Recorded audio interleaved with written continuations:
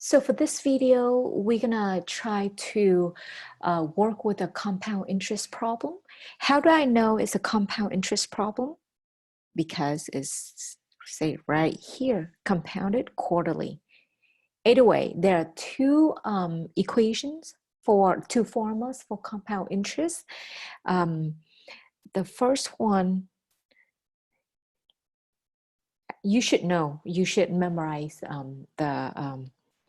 the formula. So A equals P 1 plus R over N T.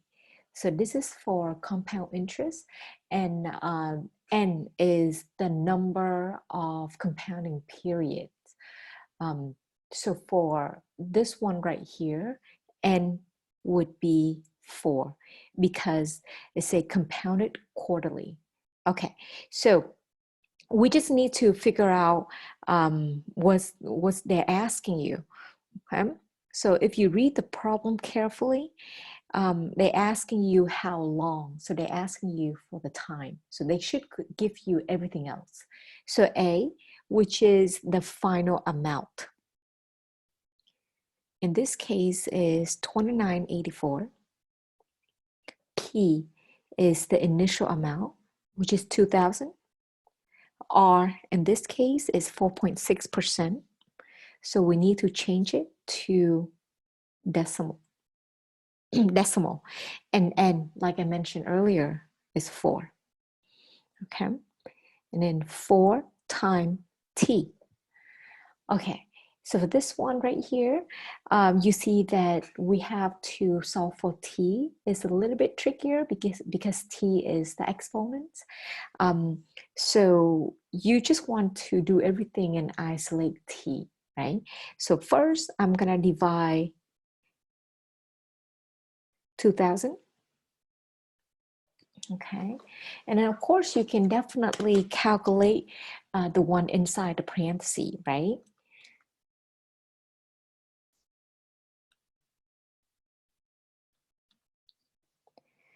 So inside the parenthesis, we get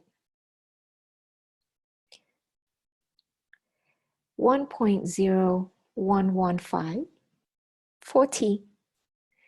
Okay, usually I keep the fraction right there, but anyway, I'm just going to divide this time. So 2984 divided by 2,000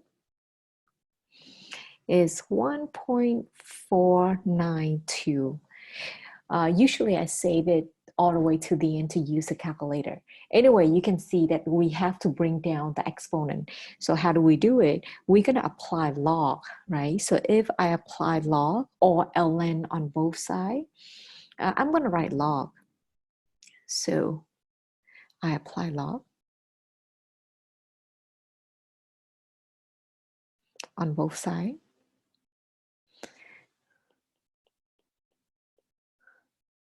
Because I applied log, I get to bring down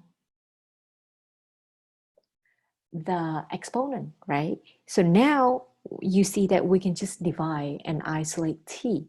So I can just divide everything by 4 log 1.0115. And of course, we're going to have to use a calculator for it.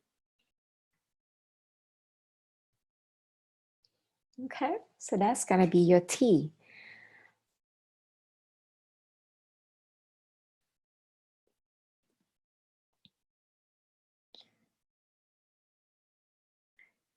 And like I said, we're going to have to use the calculator.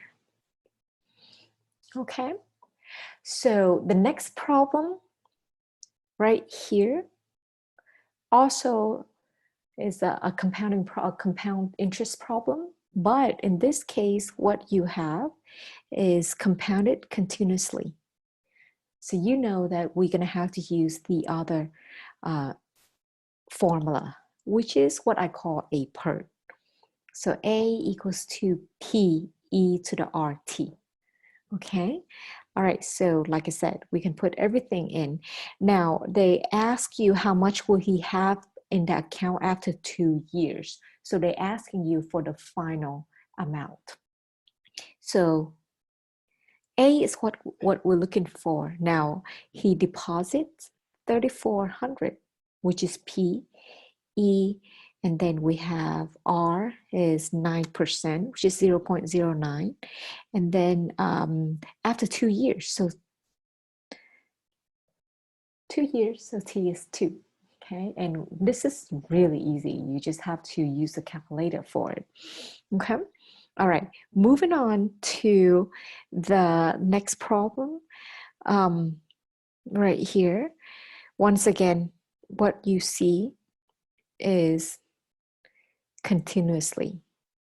So we're gonna use this formula, A per. Okay, so what are they asking you? How much money should they invest now? So they're asking for the principal. They're asking for the initial amount. So they're asking for P, right? So in this case, A is given. In order to be able to contribute 7,500 to her education. So that would be A. P E R T. Oh, my bad. We have everything else. So we do have R, which is 0.08, and T,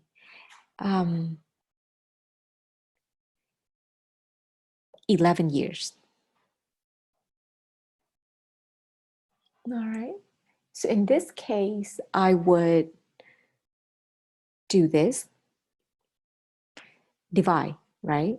I would take 7,500, divide by E. And then, like I said, we're going to use the calculator for it. So E to the 0.88. Okay.